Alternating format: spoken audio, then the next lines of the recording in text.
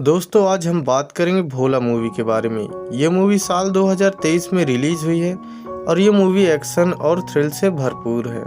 और इस मूवी की IMDb रेटिंग की बात करें तो इसे 7 आउट ऑफ 10 की रेटिंग मिली है। ये मूवी साउथ इंडियन मूवी कैथी का हिंदी रीमेक है और इस मूवी को डायरेक्ट किया है खुद अजय देवगन ने।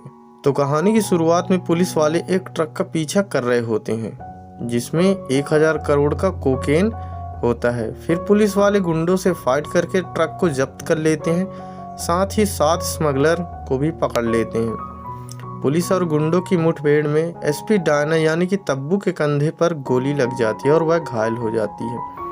फिर पुलिस वाले जब्त किए हुए सारे माल को लालगंज थाने में बने बैंकर में छुपा देते हैं। फिर सीन चेंज होता है और हमें लखनऊ का एक अनाथ आश्रम दिखाया जाता है जहाँ की वार्डन एक छोटी बच्ची जिसका नाम ज्योति है उससे कहती है कि ज़्यादा देर तक मत खेलना और कल तैयार रहना, कोई तुमसे मिलने आ रहा है। उसके बाद सीन शिफ्ट होता है जेल में जहाँ एक आदमी को दिखाया जाता है जो कि श्रीमद् भगवत गीता पढ़ रहा होता है और पूरे 10 साल बाद आज उसे रिलीज किया जा रहा था। ये कैदी कोई और नहीं बल्कि भोला यानी कि अजय देवगन होता है।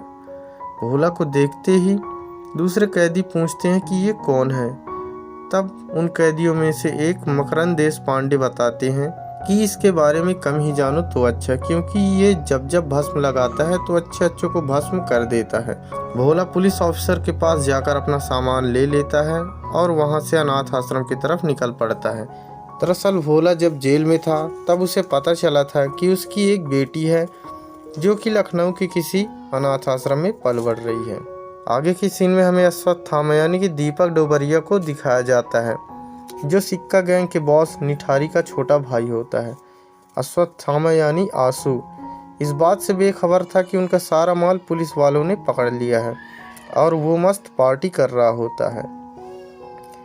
तभी उसका एक खास खबरी रौनक आकर उसे बताता है कि सारा माल कहीं गायब हो गया है। ये सुनकर आंसू को झटका लगता है। इधर सिक्का गैंग का खास आदमी जिसका नाम भूरा होता है वो किसी आदमी को पकड़कर सारे माल के बारे में पूछताछ कर रहा होता है, लेकिन उसे कुछ भी पता नहीं होता है। फिर आंसू उसे चाकू से मार डालता है। कुछ देर बाद देवराज सुब्रमण्यम यानी कि गजराज राव का कॉल आता है और वो कहता है कि मुझे तुम्हारे माल के बारे में पता है और पिछले 2 सालों से तुम्हारे गैंग में जो पुलिस का इन्फॉर्मर है उसके बारे में भी बता सकता हूँ, अगर तुम 1000 करोड़ के माल में से थोड़ा सा हिस्सा मुझे दे सको। आंसू उसकी बात से राजी हो जाता है और उसे 50 करोड़ देने का वादा करता है। इधर रौनक पुलिस से बात कर रहा होता है, तभी अचानक आंसू उसे देख लेता है और आंसू को रौनक के ऊपर शक हो जाता है। सीन चेंज होता है और हमें लालगंज थाना दिखाया जाता है जहां पर ट्रांसफ़र होकर न्यू ज्वाइनिंग के लिए अंगद यादव यानी कि संजय मिश्रा आते हैं। तभी एक पुलिस ऑफिसर उनका ज्वाइनिंग लेटर देखता है और कहता है कि अभी सीनियर मैडम यानी कि SP डायना नहीं है, आप यहीं बैठकर थोड़ी देर इंतज़ार कीजिए। और वहाँ पर 4 स्टूडेंट भी मौजूद होते हैं जो कि रोड पर बर्थडे सेलिब्रेट कर रहे थे। तो पुलिस वालों ने उनको पकड़ लिया था और वो चारों भी थाने में ही बैठे। आगे के सीन में हमें दिखाया जाता है कि IG जयंत मलिक यानी कि किरण कुमार का जॉब का आखिरी दिन होता है और रिटायरमेंट की खुशी में उसने एक पार्टी रखी है जहाँ पर लालगंज थाने के सारे पुलिस वाले इकट्ठे होते हैं। तभी दीप सिंह नाम के पुलिस ऑफिसर के पास देवराज सुब्रमण्यम का कॉल आता है और वो उसे 1 करोड़ रुपए देने का ऑफर करता है और अपना एक काम करने को कहता है। फिर दीप सिंह उसके बातों से राजी हो जाता है।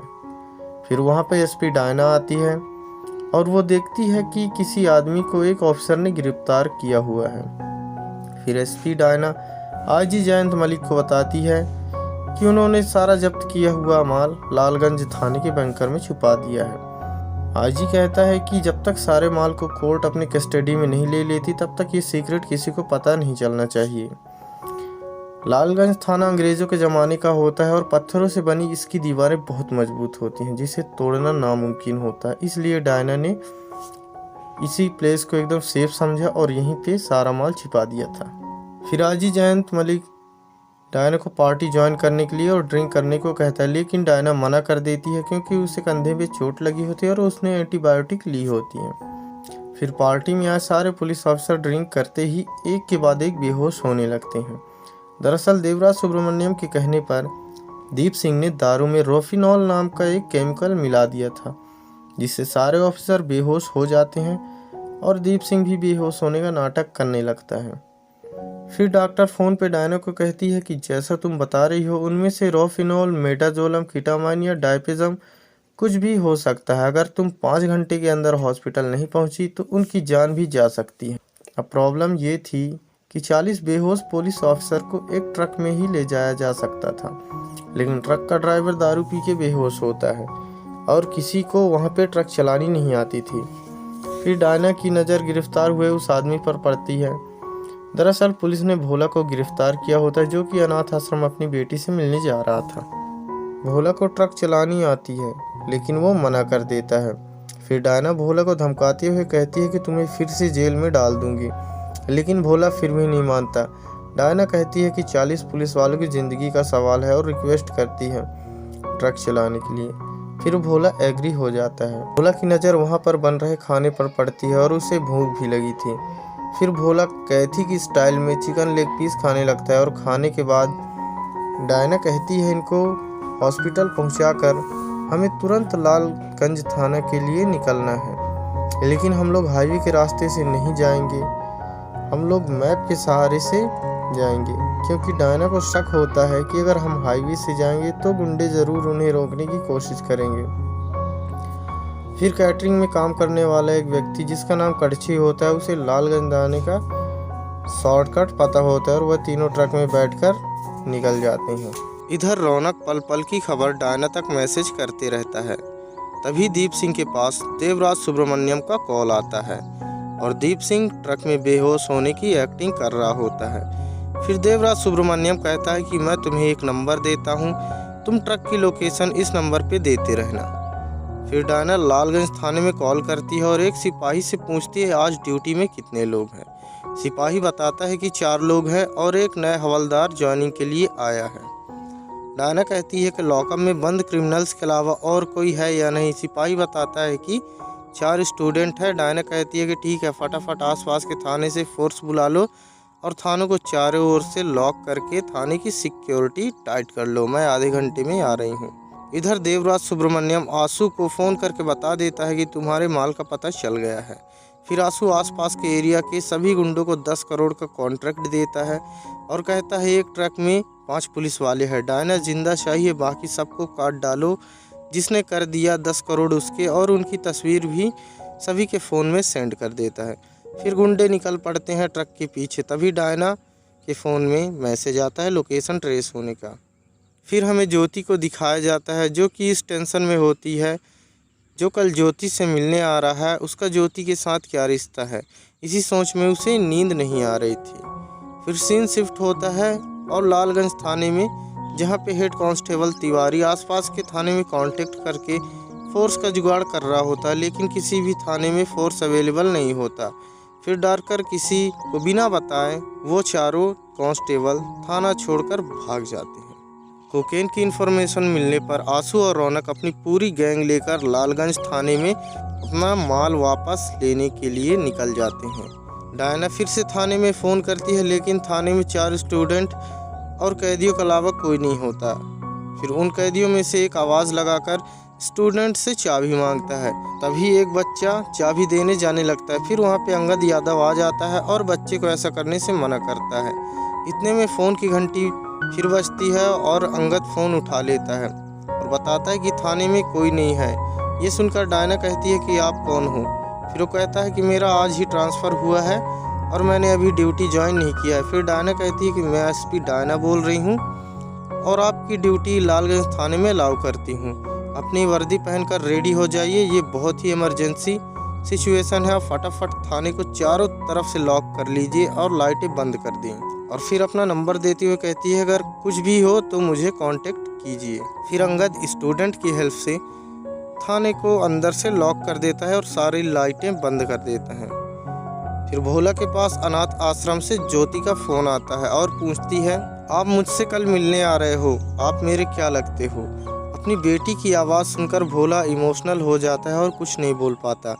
तभी एकदम से बाइक सवार गुंडे ट्रक पे अटैक कर देते हैं। फिर यहाँ से शुरू होता है एक्शन और फाइटिंग। भोला और गुंडों के बीच फाइटिंग होने लगती है। फिर गुंडों से निपटने के बाद भोला ट्रक चलाने से मना करने लगता है क्योंकि उसे पता नहीं होता इस काम में इतना खतरा है। लेकिन भोला को डायना ने उसकी बेटी का वास्ता दिया था, इसी वजह से वो उनकी मदद कर रहा होता है। कड़छी अनाथ आश्रम में कॉल करके वॉचमैन से भोला की बेटी का फोटो सेंड करने को कहता है क्योंकि भोला ने अभी तक अपनी बेटी को देखा नहीं होता। इधर आंसू अपने आदमियों के साथ लालगंज थाना पहुंच जाता है। रौनक फिर से मैसेज करके डायना को इन्फॉर्म कर देता है। डायना जल्दी से निकलने के लिए बोलती है। फिर वो तीनों वहाँ से आगे निकल जाते हैं और अपना रूट चेंज कर देते हैं, लेकिन इसकी इन्फॉर्मेशन दीप सिंह फिर दे देता है। अब दो गैंग के गुंडे इनको फिर से घेर लेते हैं। आपस में मिलकर इनको पकड़कर इनाम बांटने का डिस्कशन करने लगते हैं। फिर डायना जल्दी से निकलने को बोलती है। भोला ट्रक बंद कर देता है और डायना कहती है ये क्या कर रहे हो। भोला कहता है कि आप तो जानते हो मैं 10 साल जेल में था, लेकिन उससे पहले क्या करता था ये नहीं जानते हो। फिर भोला ट्रक से नीचे उतरकर गुंडों से फाइट करने लगता है। गुंडों और भोला के बीच जबरदस्त फाइट हो रही होती है। डायना भी गोली लगने के बावजूद खूब बहादुरी के साथ फाइट करती है। सभी गुंडों की कुटाई करने के बाद सीन चेंज होता है और आंसू को दिखाया जाता है, जो कि थाना अंदर से लॉक होने के कारण आंसू बहुत गुस्से में आ जाता है और धमकियां देते हुए कहता है कि देखो गेट खोल दो और हमारा सामान दे दो, हम अपना सामान लेके शांतिपूर्वक चले जाएंगे। अगर तुमने गेट नहीं खोला तो हम गेट तोड़कर अंदर आ जाएंगे और सबको काट डालेंगे। फिर अंगद डायना को कॉल करके सारी बात बताता है। फिर डायना वीडियो कॉल करके अंदर बंद कैदियों से बात करने को कहती है। अंगद कैदियों के पास जाकर बात करने को कहता है। डायना कैदियों से कहती है कि अपने आदमियों से कह दो तुम्हारा माल यहाँ नहीं है और किसी को कुछ न करें, बदले में हम तुम्हें छोड़ देंगे। फिर अंगद के मोबाइल से कैदी आंसू को कॉल करता है और उसे बताता है कि डायना मैडम हमसे डील कर रही हैं, अगर आप इनके आदमियों को कुछ नहीं करेंगे तो ये हमें छोड़ देंगे। आंसू पूछता है क्या भैया भी तुम्हारे साथ है, लेकिन वो कहता है कि मैडम हमारे सामने है वीडियो कॉल पे, और वो कुछ नहीं बताता है। आंसू समझ जाता है और डील डन कर लेता है। डायना अंगद से कैदियों को छोड़ने को बोल देती है। दोस्तों ये था मूवी का फर्स्ट पार्ट। अगर आपको पार्ट 2 देखना है तो कमेंट कीजिएगा। मिलेंगे पार्ट 2 के साथ।